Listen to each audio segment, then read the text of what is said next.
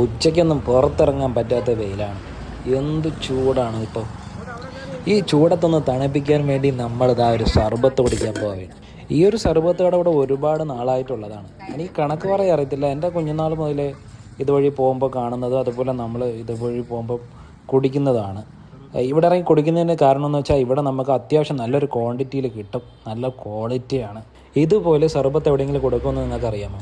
2 glass സർബത്ത് നമ്മൾ order ചെയ്ത് 2 glass കിട്ടി. അത് കൂടാതെ സ്പെയർ നമുക്ക് വേറൊരു ഗ്ലാസ്സിൽ നല്ലൊരു വലിയൊരു കപ്പിലാണ്, പിടിയുള്ളൊരു വലിയ കപ്പിൽ നിറച്ചും സർബത്ത്, അത് നമുക്ക് ആവശ്യത്തിനെടുത്ത് കുടിക്കാം. ഇപ്പോൾ ഈ 2 ഗ്ലാസ് നമ്മൾ കുടിച്ചു കഴിഞ്ഞിട്ട് നമുക്ക് വേണമെങ്കിൽ അതിൽ നിന്ന് എടുത്ത് ആവശ്യത്തിന് കുടിക്കാം.